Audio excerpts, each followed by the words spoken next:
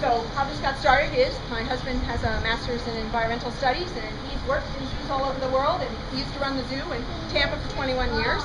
I have a master's in fine arts, and so all the graphic stuff you see, and I have a little glass shop over here. That's my specialty. I failed to read small print in my marital contract, so I got sucked into this a little bit. So I know these animals very well because I've taken care of them for 12 years. But my husband's really the animal guy, so I think in the zoo business he's worked with just about everything you can except giant pandas. So he doesn't know the answer, he knows he does. And this is our son Alex, and he's been recruited to help us as well, and Alex knows a lot about animals. So, like I was saying, if you've been on safari then in Africa, then this is going to resonate very well. And we think one of the ways my husband raised a lot of money for the zoo was taking people to Africa. And what that did is it served a couple of purposes. It showed people animals out in big open areas the way we like to see them.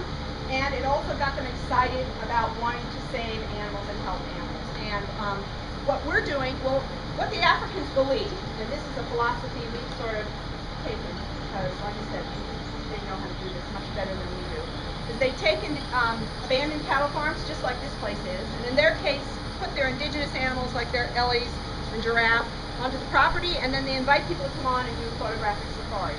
We're a little bit different in that we have animals here not only from Africa, you'll see, but also from Asia, and then we have domesticated animals also mixed in between. And kind of what is an African philosophy that we embrace is that everybody's got to have a job. If you don't have a job, you become idle. If you become idle, you become more work for us. And that includes you guys, as you were riding up today, our lemurs. And this is what separates us a little bit in that respect from a zoo or a sanctuary. You know, we love zoos, but I would say, our one frustration, I can speak to my husband because I'm the wife. The one frustration he had in running a zoo was he had too many animals on too small a piece of property. So what we believe, which is also the African philosophy, is if you provide animals with the right environment, you meet their nutritional needs, and you give them enough room to roam and breed, that's the way you're going to bring animals sustainably into the future. So the animals you're going to see here today, we're very specific about. Either they no longer exist in the wild, and we're one of only a few places in the country that have them and are breeding them, or they exist very well in the wild, but they're not well represented in captivity, and we think they're kind of interesting, and you might want to know a little bit more about them. So, with that being said, we focus on hoofstock, and the reason why you're going to see mostly hoofstock here is because in my lifetime alone, there are at least 30 species of hoofstock that are no longer going to exist either in captivity or in the wild. So we think these guys need our help. And with hoofstock, for lack of a better way to describe it, and headgear, and you're going to see all three types here today. So first off, we have horns, man. And please pass that around. What are horns made of? Does anyone know? Keratin, hair. Whoever said, yeah. Or fingernails. Keratin. It's the same substance tortoise shells are made of. Feathers are made of keratin. The animal that has a horn typically has to die to lose that horn. Now, that's why the horn is actually a much better indication of age for the animal. Now we have a second type of head here, and that is this. Now, this animal, we just opened our other facility. We have a sister ranch out in Polk County, and it's 260 acres, same philosophy, much bigger, much different because it's in the heart of the green swamp, which is very wet. Right here, we're right on the cusp, so we have totally different animals. We have wetland animals there. This is from a fallow deer that you will see there. This you're going to see today. This is from an axis deer. So horns are made of keratin, or hairs and nails. What are antlers made of? Bone. Anything that goes into velvet. So any of the cervidae, any deer, any moose, elk, caribou, they all grow antlers, and you can pass that around. They all shed them annually, which is why the antler actually tells you nutritional lifetime for that annual period of time. It really doesn't indicate age. And I have a lot of friends that are hunters, and they get it mixed up with a lot of this. And every once in a while I'll hear somebody say, oh, I shot this really old buck, he had a huge rack of horns. It's not a deer in the case of this earth that has a rack of horns, and it had a really big rack.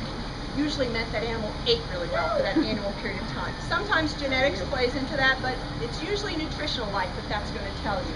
Now, think about this, because it is kind of odd. We shed our hair, and we keep our bones, but with hoofstock, it's the reverse. They shed their bones, and they keep their hair. Except for this. Now, this is the third type of headgear. What do you think this is a skull of? Very good. We had little people here the other day, and somebody said, Triceratops. All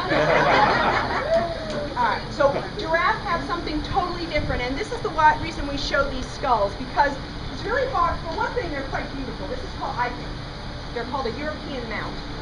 It's really difficult to understand what's going on when the animal is all haired out. When it's like this, you can kind of understand the mechanics, and that's important because you guys are going to see giraffe today.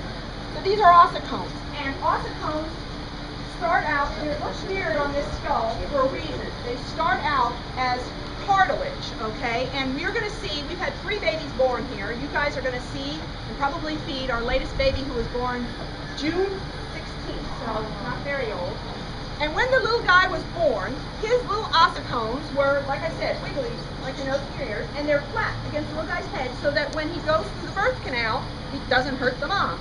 Within 3 days, they pop up and they begin to turn from cartilage to bone, and that's why this looks so weird. So here, feel that, man.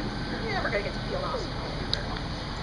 It's a very odd substance, and you see on this skull, it's particularly prominent. Sometimes you can't tell the difference, but here you can really feel that. It takes 3 to 4 years, right, to fuse completely onto the skull. And both male and female giraffe have these ossicones. Now, there's one other animal in the animal kingdom, here, that has ossicones. And you guys know what this is? Just recognize. Yeah, exactly. If you went to Lowry Park, they have them there. This is a forest giraffe. This guy lives deep in the Ituri forest in the Congo region of Africa. These guys live in the savannah, and only the males have these ossicones. So this little guy is definitely a male. Now, we're asked all the time, what are these ossicones used for? Certainly when the males neck, they whack each other with these things. It helps, when they're going for females. They also protect their eyes with the acacia tree, which has an enormous thorn. That helps them. We saw something with this latest baby being born that we've never seen or heard about before, and part of that is because we log it out every day with these guys. And this little baby that was born, that you're going to feed today, was born at 2 o'clock in the afternoon, like on a tour today. And when this little guy, and so what was happening is the mother was so relaxed that she was actually feeding from the vehicle when the little guy was being born. So those guys are never coming back. What happens is when the baby comes out, it's a 6-foot drop, and it's all on the ground, man, and it's sloshy, amniotic solution hair, and you don't know if this thing is alive or dead. We watched, and with hoofstock, it's very important to know, we want those babies up and nursing within the first hour. The book says 48 hours, but they need to get the colostrum from their mother's milk within 48 hours, or their chances of living go down exponentially. So the whole herd's nervous. We can't go up and help this little guy because we risk losing the mother and the baby. Everybody's doing this. The mother's licking. We finally saw the male giraffe, our breeding male, come over to this little guy, take these ossicones, slip him underneath the little guy's skull, lift him up, right, then straddle him between his front 2 legs, hold him there until he could stand, and then he moved off and over him. He did this 3 times, and we were able to get this on film, and that's something that we've never heard about, seen, and either we've got a one-off male, or this is what happens, and we just totally lucked out being able to see that. Now, you guys are here presumably because you're giraffophiles, so I'm going to tell you some more things. Giraffes have the 2nd largest eye of any animal in the animal kingdom for their size. There's only one other animal with an eye bigger than the giraffe for its size. Does anyone have an idea? Ooh, close. Big animal. No, big animal, small eye. This is eye to animal ratio. I'll give you a hint. That's deep in the ocean. Orca? You said squid. Yep, that's it. Really good. They have the giant squid has an eye the size of a soccer ball. So these guys live on land. They have the 2nd biggest eye. The other interesting thing is our babies sleep a lot. We see them flat out because baby giraffe it's contrary to every other hoofstock we raise here.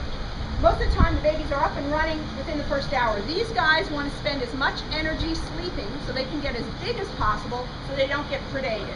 So we see the baby sleeping, but we've read only that the adults sleep 5 to 30 minutes a day. So this animal has an elevated perspective. They sleep 5 to 30 minutes a day, and they have this giant eye. Why do you think they'd have these 3 characteristics? Please, guys, come have a seat, and then we'll check you right in. And you can sit anywhere you yeah, that's fine, whatever's comfortable. Why do you think an animal wouldn't sleep? Have an elevated perspective, right? And have this what? Exactly, they're paranoid. These guys, everybody, when you go to Africa, everybody wants to see lions. Lions are exciting when they kill. Otherwise, man, they don't care. They're sleeping half the time. Lions will sleep for 20 hours at a whack. These guys, lots of things depend on them for survival. So you'll watch giraffe, they're constantly moving. Now, the other thing we want to show you, well actually, I should talk here because we've got our camels here quickly. And this is a nice transition because in Latin, giraffe are called leopard camels. And that's because they have a skull just like these guys, meaning these guys chew a cud, so do our giraffe chew a cud. That means they have no teeth in the front up top. They have teeth down below. Now, Eddie here is going to show you. These guys, see how, yeah, oh, you can. See that? So male camels, this is a cut camel. This is a castrated male. They do not have wolf teeth. Males do, and they can bite you, but the girls and the castrated males can't bite you. Now, they can close their nose holes down. Their eyelashes are nice and long. Their ears are stuffed with hair. That's all to help them protect themselves from the desert storm. Now, Eddie's going to have these guys walk for a minute so we can see those feet, hopefully. See, they love, this is the difference between a camel and a giraffe. Camels are a lot smarter. That animal's doing that not because Eddie is going to give them any food, but because they love the human touch. And our giraffes hate being petted. What they're after is to be fed, and that's because they're not very smart. These guys are really smart, and this is what makes them interesting, I think. You know, we get guys coming from the war all the time, and I say, want to ride a camel? They spit, right? First of all, they don't spit, they vomit. And the reason why they vomit is because they're pissed off. And when they're pissed, they're angry if you brutalize them. If you're unscheduled with your animals, you do things unpredictably, they'll brutalize you back. If you're kind and consistent, they'll repay you in spades. And these guys, their job initially was to browse our tree line. They got bored with their job. They started becoming mischievous. And we taught them how to ride. And I will tell you that these guys wait every day at the gate for us to saddle them up because they love giving these rides. Now, as you're watching them move, they have these big snowshoe feet. If you look at their feet, they're like balloons, okay? They're easy on the turf. And that's because the desert has really sensitive vegetation. These guys can't be plowing that stuff up. What's in the hump? Fat. Exactly, very good. They draw water from the fat, and that's why these guys can go for 45 days without hydration. Now, this first camel is a true back-trained camel. So camels, so you understand, we consider these guys all the same. They're different subspecies, but basically all the same species. In the book, they make differences between back-trains and dromedaries. But the back-train is a 2-hump camel, and I remember that he has 2 humps. The dromedary is a 1-humped camel. Back-trains start in Turkmenistan, and they go into Asia and into the Gobi Desert. Now, all these 2 guys in line in front are true back-trains. Oh, look, now, very important, peeing. Look at that guy. See how he's peeing on his legs? That second guy in line? He's telling you something. And what he's telling you is, I'm hot. Major arteries and veins run up the back legs, and camels, just like us, you know, our sweat comes out at 98 degrees, but when a breeze blows over, it cools us down. That's what he's doing. They'll close their legs if they're hot. If they're cold, they'll spread and they won't pee on it.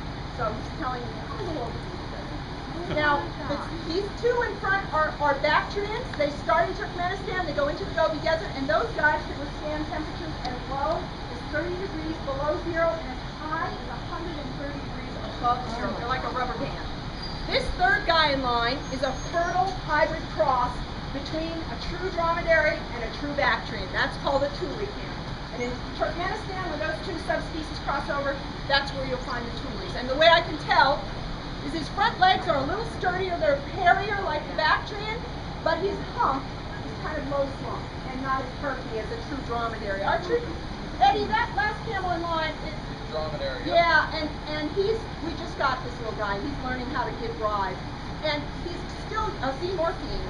Doofus here is not the third camel I just pointed out, the Thule. He's a little bit odd, but not totally. This little guy's learning how to ride, and you'll notice he's not as tall, so it's hard to tell that hump, but already it's starting to be a little more perky. We love perky humps. Perky humps mean athleticism, camels are in shape.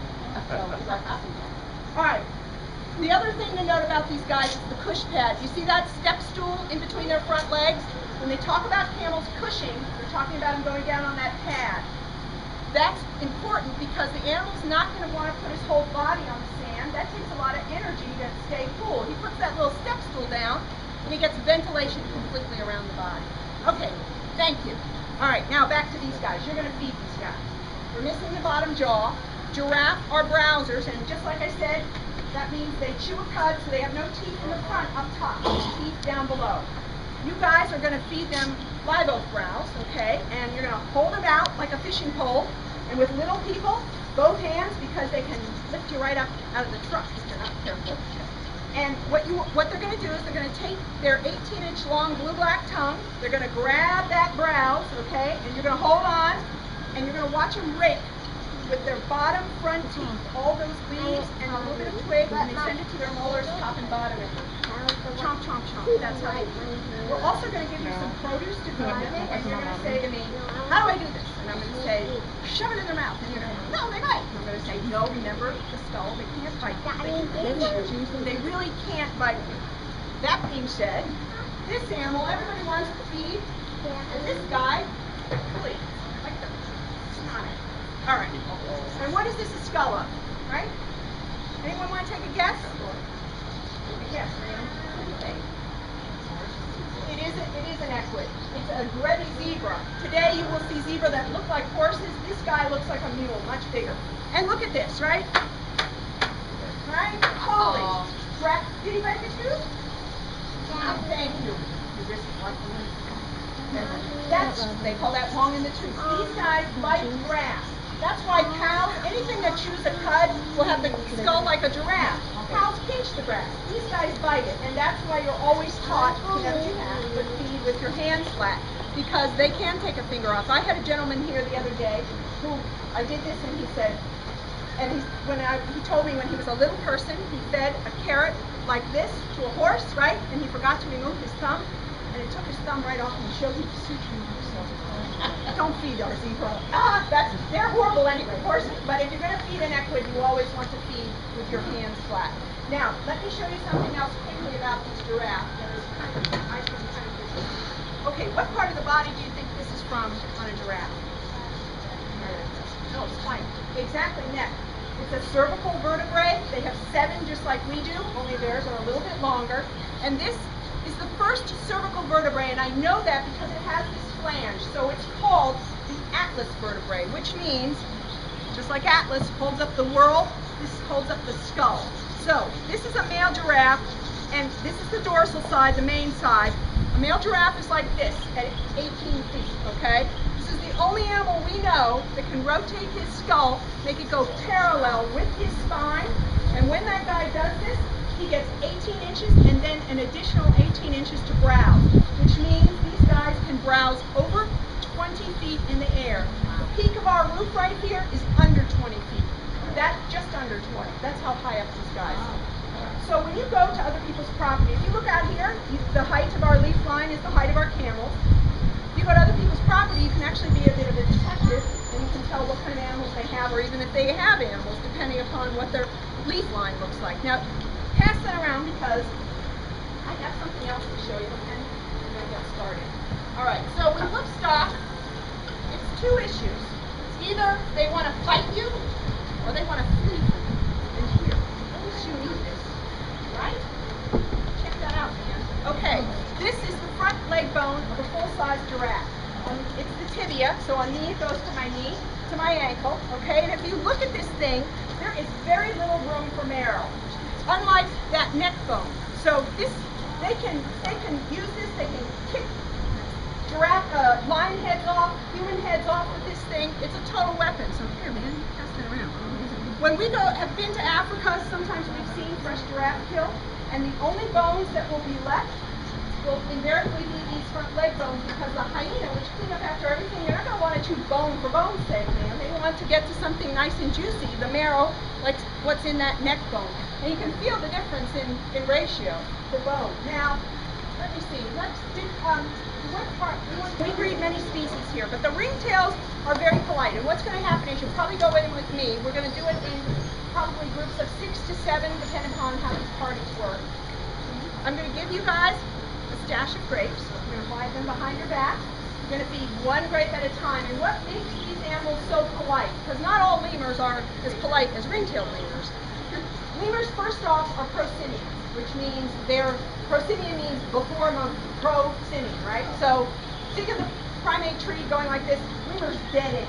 They're all found from the island of Madagascar. There are guys the size of mice. Then there are little guys as tall as 2.5 feet called shafaks or indries. They're all endangered, but the ringtails are the only ones that are, or the few species that are terrestrial, which means they don't want to jump on you. So when you feed them these grapes, okay, you will feed them either a little bit in front or on your hand like this. They have what makes a primate. One of the characteristics is they have tactile pads, lots of sensory nerves here, and they have what we call overlapping or binocular vision, and that's important because they can't sense depth perception when they're leaping from trees, man. They're on the ground and they're toast for other things that we breed here that eat them. So you guys will feed them like this, and what is so cool about this is they take their little tactile hand, not their paw or claw, and they gently come up to you and they take this from you. And if you've never felt a little primate hand, it's one of the coolest things you can ever do. So they have a whole system worked out. It's a matrilinear society, which means girls rule. Yes, well, that's right. It's good to be a girl and be a lemur. It really sucks when you're not a lemur. Because what happens is there's only a 12 to 14 hour event for breeding, one time a year. And that, what happens is the males get an extra shot of testosterone. They get to breed the alpha girls. And then they get back to being a wimp all year and get beaten up. And what's really sort of tragic is in the winter you'll see all the girls with babies huddled together in a nice little lemur ball. The little males are all so it's not good to be a guy. It's better to be a zebra to be a male than a lemur. But that being said, when you come in, what's important is this is really a privilege. I always feel like it's a privilege when I go in because you're entering their world. They're engaging you, so we don't want them petting. No petting. As endearing as you think that is, it really creeps them out and they get angry and they don't like it. Feeding is what they love. No petting, no figuring out, oh, you didn't get a grape. They have that egalitarian system figured out. You'll feed whoever comes up, and it's very cool. So with that being said, what we're going to do is a little walking tour. Lex and Alex are going to come out here. Whoever has tickets, the first 6 to 7 people can come into the enclosure with me. We're also going to talk about these animals out here and go in a little walking area. If you'd like to leave things here, you're welcome to, because we're going to come back here, and those people that are going to get on the camel, at that point, are going to get on the camel, and those that are going to get on a vehicle